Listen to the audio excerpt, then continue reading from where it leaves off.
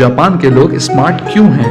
मगर मजीद बताने से पहले आपने हमारा चैनल सब्सक्राइब नहीं किया है तो उसको सब्सक्राइब कर लें और बेल आइकन पे क्लिक कर दें ताकि आपको हमारी हर नई आने वाली वीडियो फौरन मिल सके। दुनिया में 15 से 30% लोग मोटापे का शिकार हैं और कहीं ये तादाद ज्यादा भी है, लेकिन जापान के बारे में कहा जाता है कि वहाँ से 3% लोग मोटापे का शिकार हैं। है ना हैरत की बात? ऐसा क्यों है कि वो सबसे ज्यादा स्मार्ट और हैंडसम नजर आते हैं? जापान के लोगों के स्मार्ट होने की वजह इनकी डाइट है।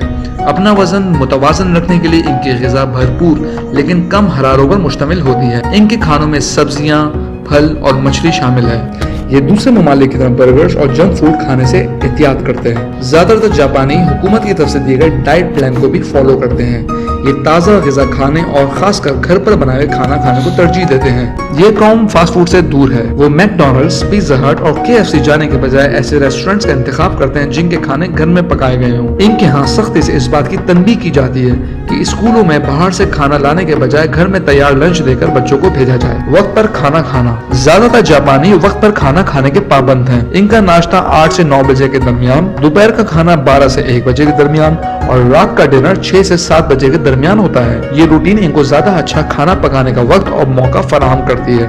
इनके पास चॉइस भी होती है। अगर इस दौरान वो भूख महसूस करें तो जंक फूड का इस्तेमाल करते हैं जिसकी शरह बहुत कम है। जापानी लोग खुद भी पैदल चलते हैं और अपने बच्चों को भी पैदल चलने की तलकीन करते हैं। ये लोग साइकिल पर सफर करने के आदी होते हैं। दूसरे ममालिक की तरह गाड़ियों पर सफर करना महफूज नहीं समझा जाता। यहाँ के बच्चों को ऐसा माहौल दिया जाता है जहाँ एक्सरसाइज करने को तरजीह दी जाती है जो इनके आने वाले वक्त में मुफीद है। हम उम्मीद करते हैं आपको हमारी आज की वीडियो पसंद आई होगी।